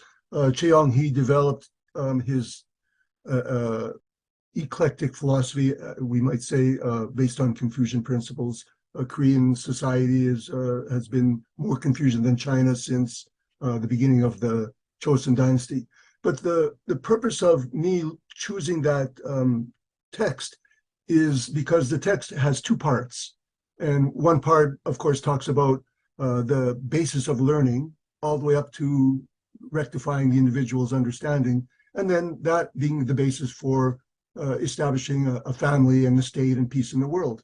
So the basis for choosing that text was to critique and to suggest to the Dr. Song, who is one of the scholars that developed the reconceptualization of the Taekwondo spirit, to offer a more established text than the Dangun myth that could be a basis for this idea of benefiting humanity and overcoming the self and benefiting the world. Thank you very much. But in reality, Ron, that doesn't mean the world. That text, not talking about the world. It's talking exclusively about China. The world means China. Yeah, and just like the Hongek Ingan is talking exclusively about Korea, not benefiting the world as a whole. And these were all, as you pointed out, and as Udo pointed out, in the 1920s, at the beginning of the nationalism of modern societies, these historical texts were used as a basis for some kind of entry into the world system of working together for the benefit of humanity. So one is as good as the other. But the point is that this text is much more widely, was much more widely used in the education system and the philosophical basis for governance in East Asia than the Dangun myth.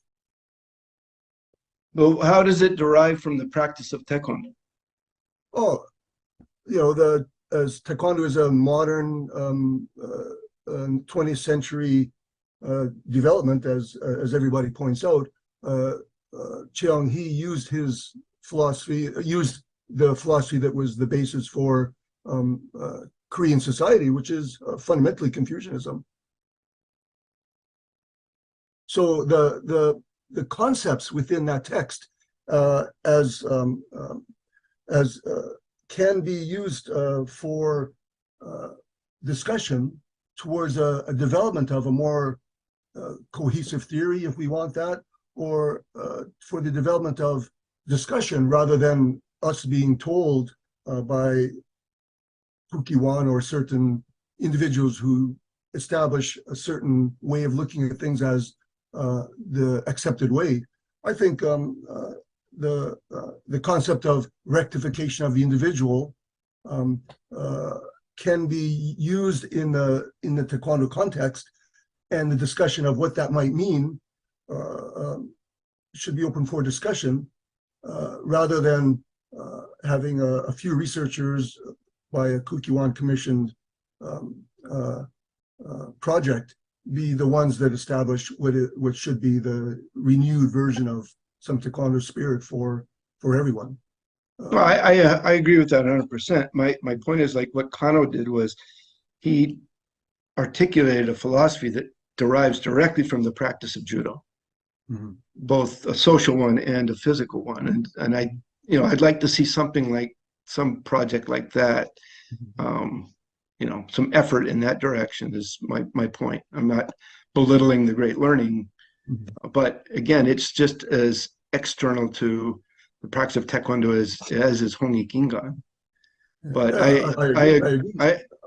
agree 100% that the way that the Kukiwan went about this is, and I've edited all these textbooks. I edited that textbook on Taekwondo spirit, and yeah, it was painful.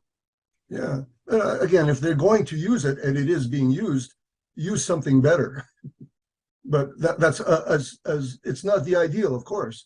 I think you have a concept of, in your early work even, you have a basis for what could be a kind of philosophical basis for Taekwondo. As you pointed out, the sparring techniques, the filling of space, the yin-yang aspect that you talked about even early on in your research. Why isn't the narrow range of competition techniques and the counterattacks be used as a basis for some kind of humsei that is based on actual sparring techniques? Why isn't the humsei based on something like that? How many times do you think I've proposed that at both Kukiwan and WTF? And they're already done. This is the the everyday training with the Hokuwan. Yeah. You just organize it in a different way and you have all of your forms. But this is a lack of courage. It's a lack of imagination. As much as we profess to dislike the Japanese, we cannot unburden ourselves from their influence, which, Professor Song, I have a question for you. This thing, cookie, that sounds like Nietzsche to me. Selbst Übungen. That's where you got it, right? Come on, be honest. Okay, I write the textbook, the definition, and the spirit of Taekwondo, but the core concept I have taken from Kukiwan. You know that, yeah. But I would like better. I would like make a better, yeah, the logical and the theoretical. But there's my limit. Understand? Yeah. Yeah.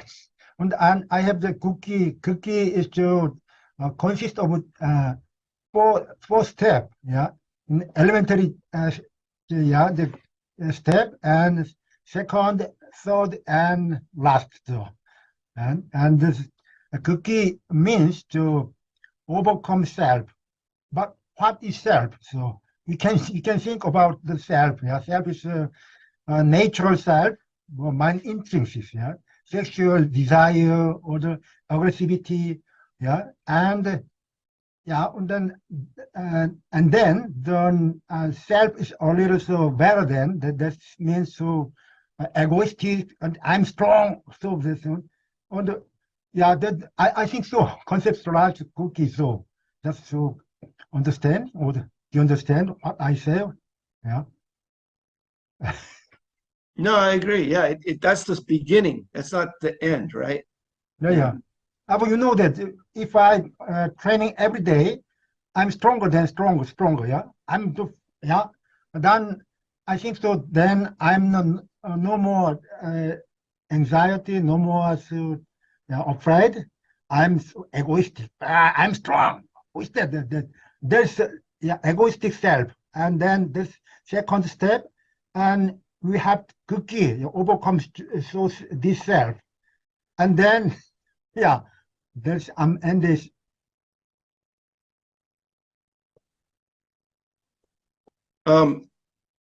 Dr. Lewis, I liked your presentation. Are you sure that Kime is 집중 in Korean? Are you sure it's not 결집? Because it's the same, that'll be the same Chinese character that the yes, Japanese uses. Have you heard Gyeoljip being used in Taekwondo schools? Is that I haven't common? heard 집중 used. Okay, either. so Yeah. I have heard 집중. I know that, but I haven't heard that 결집.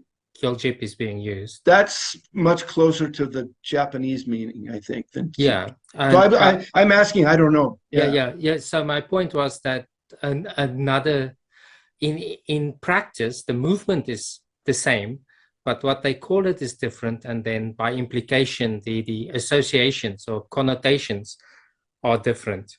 Taekwondo seems to have lost that idea of that you can't change your movement.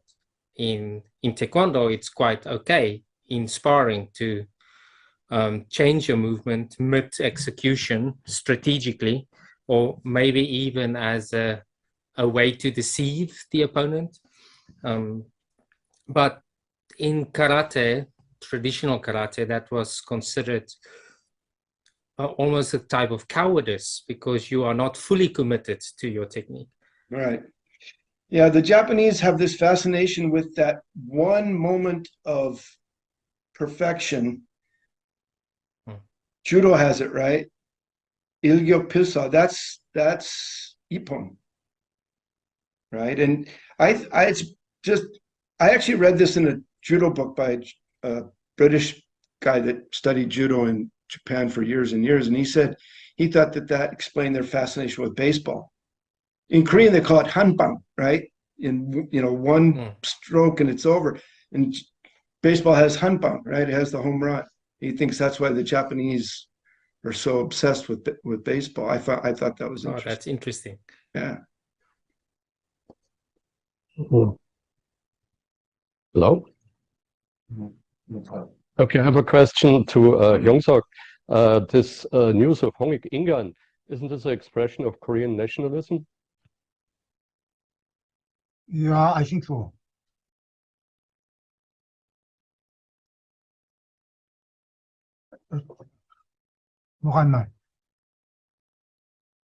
Whose idea was it to talk about Tangun? Tangun. Yeah, whose idea was that? That's my idea. Loan had suggested, 대학, great book, great learning is better than Tangun Miss. I think Tangun Miss is better than another background, and I think so. Tukki and Hongik. At the time I was in German, and I am walking in the street, and I thinking about that. How can I the Taekwondo spirit so theoretical background I can make so, and I think so I suggest there is no background. How think about that? What if it's not true? What if it's just a fairy tale? How can that be a basis of Taekwondo philosophy? Oh, I think that's not easy to say, but that's why Korean nationalism is a problem in Taekwondo. At a certain point, we're going to have to take Korean and Taekwondo and separate these two things. But Gukkyuan is not scientific organization. Gukkyuan is a nomadic-oriented organization. They take from Korean state funds. Yeah, I know. The textbook is not scientific text.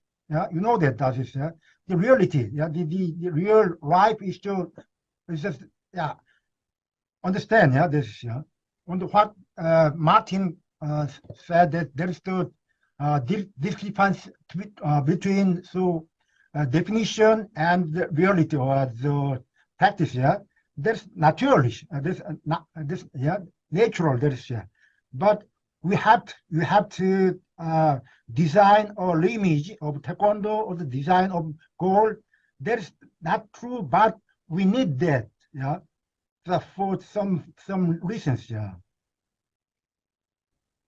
Well, you told me one time the Kokuwon searched 10 years for a new definition of the so-called Taekwondo spirit.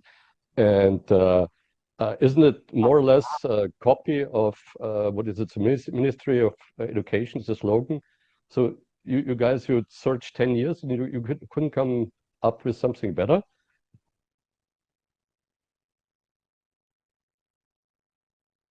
I have participated in this project 3 times, yeah. But the core concept, they divide this one, yeah. And I have only suggest a background of theory or theoretical background. That's my role. Who's the main theorist in this project? What? Who's the main theorist? Who's the one who's proposing the main theories? 태권도 연구소 소장. What's his name? I don't know. That's 품새 lecturer. And 최상환, 이미연. Yeah. And sometimes we have make together in hotel, Samjong Hotel. We have invite many people, old man, the old man as a Taekwondo Nomtedan, and 국기원장. And then we have discussed, we have make a discussion about the new concept of Taekwondo spirit, and we have a few times on the day have okay. So I see. But I think so. This textbook is not one for one, but in every 3 or every 5 years, the changeable. Yeah, they think so. Yeah.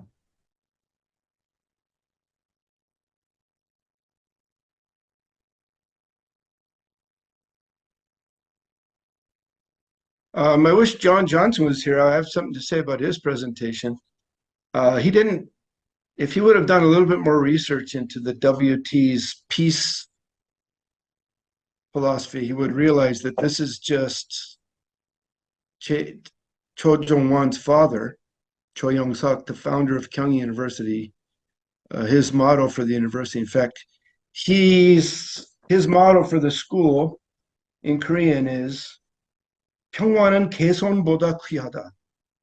개선 here meaning a triumphant return. But Cho's just said peace is more valuable than victory or triumph. This is what his father was famous for. This was, Kyung University peace studies. They have a graduate school of peace studies there. He's just taken his father's sort of philosophy and applied it to WTF. This sentence comes from a video in American Got Talent. At the time, so the WT Taekwondo demonstration team make a demonstration and end. Yeah, the triumph means at the time the victory. Yeah, victory. Peaceful. Peace is. Yeah. So, but there's also. Okay. Yeah, but my point is, this is not Cho's original thing, and it doesn't derive from Taekwondo. It derives from his father's philosophy for Kyung University. And so if you're going to research the background of WT peace studies or peace initiatives, you should know where this comes from. And John clearly doesn't know this. So maybe somebody should tell him. I think there were some of the original Taekwondo books from the various Gwanjang at that time already make mention to using Taekwondo for peace. I don't know where they all got it. Cheong, he said to build a more peaceful world. And then some of the others as well, I forgot the books now, I have them somewhere, where they also list using Taekwondo for peace or using Taekwondo for justice. But I don't know where these original Gwanjang, those 5 Gwan, got their ideas for peace from. Maybe they got it possibly from Japan or somewhere else. Well, But of course from the Japanese. Kano Jigoro and also Funakoshi, they talk about this in their books already. well, and my point is the way that Cho is promoting it, you know, the Taekwondo Peace Corps and all this has already been done at Yansei. His whole program is just a carbon copy of what his father did at Kyunghee. You know, the mentions of peace by the Kwanjangs or Cheongyi and the Japanese, you know, this was that. Who's the Aikido founder? Mori. Or sensei. Anyway, you know, that was his thing too, world peace, right? But what I'm saying is the language and these sort of the actual content of these programs is all taken from Kyunghee University Graduate School of Peace Studies. So if John wants to research WT peace initiatives, he should just start at the graduate school in Kyunghee.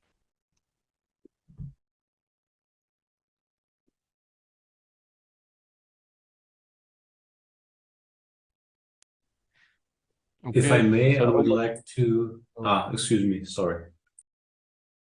Go ahead. Okay, thank you. So if I may, I would like to ask Dr. Kappener a question, which is like when you think of Taekwondo disciplines, you mentioned sparring, which is from your perspective the only Korean thing about Taekwondo, but if we think about demonstration, for example, don't you think that there are, like, let's say, genuinely Korean elements in demonstration practice, like when you think, for example, of the ways breaking is performed with the high spinning jumping kicks, and especially the newer let's say trend of incorporating K-pop music into demonstration. So what do you think about that? So less and less and less Korean as time goes by. More and more and more K-pop and gymnastics. So if you were to see a Taekwondo demonstration 15 years ago, it would have been done by the Korean national competition team. When they would go to international competitions, World Championships, for instance. In my case, I competed in the 1987 World Championships in Barcelona, Spain. On the opening day, the opening ceremonies of the competition, the Korean national B team, the guys that had lost to the people who were there to fight the competition in the finals, which becomes the B team in case there's another minor competition, they flew them to Barcelona and they did the demonstration. And those demonstrations, no round off back handspring, double backflip kick, which any gymnast can do better than a Taekwondo guy, trust me, because they'll put a double twist in it, right? And then they'll kick the board. Kicking the board is not the hard part. The other stuff is the hard part. That's where I first saw the 560-degree jump back spinning kick off the head. That was Chang Myung-sam, who's the three-time world champion. I saw it the first time in Barcelona. I was like, wow, because that's pure Taekwondo skill and athleticism without any extra, confetti and a few dance moves. And so actually the demonstration as time goes on is becoming less and less Taekwondo and less Korean would be my response. Yeah.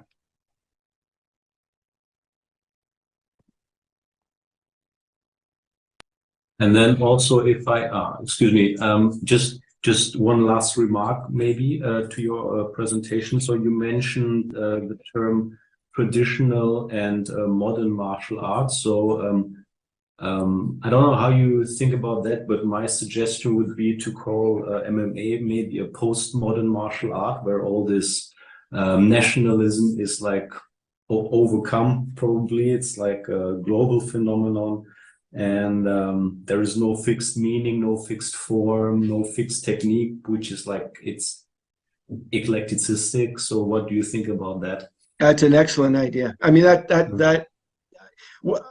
don't like the word postmodern because of its, political baggage, but in the way that you're using it, I agree 100%. That's a perfect characterization of what mixed martial arts is. Yeah.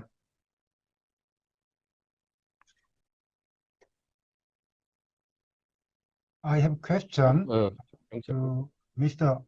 Minarik. Yeah, Yes. The definition of Taekwondo is not necessary.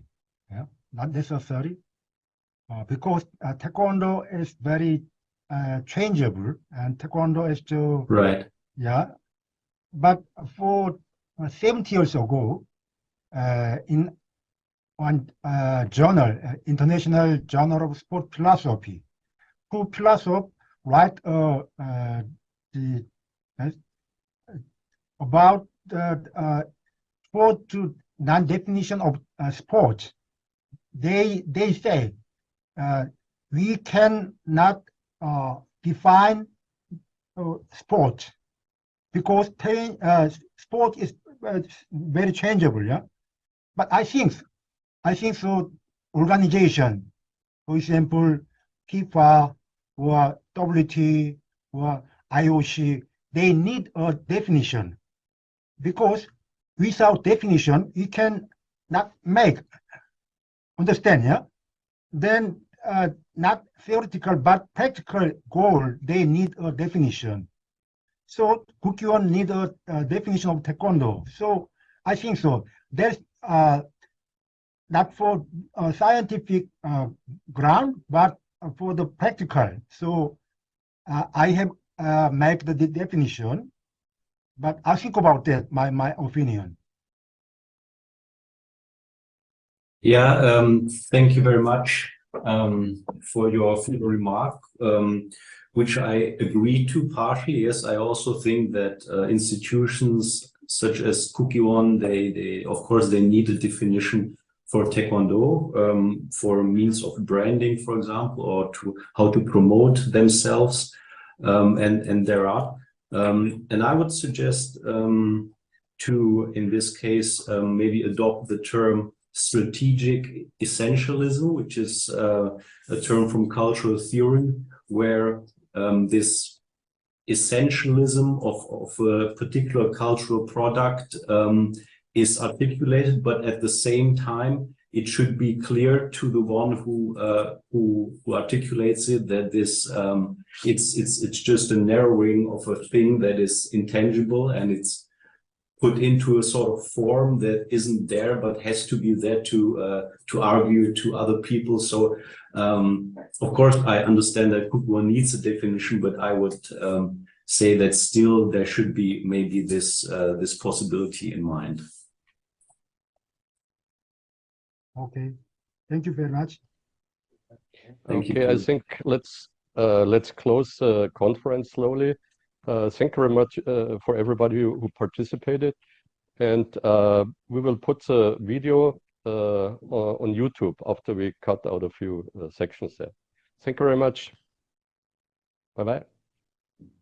Nice to see everybody. Nice to meet you, Dr. Minarik. I hope we can talk again sometime. Yeah.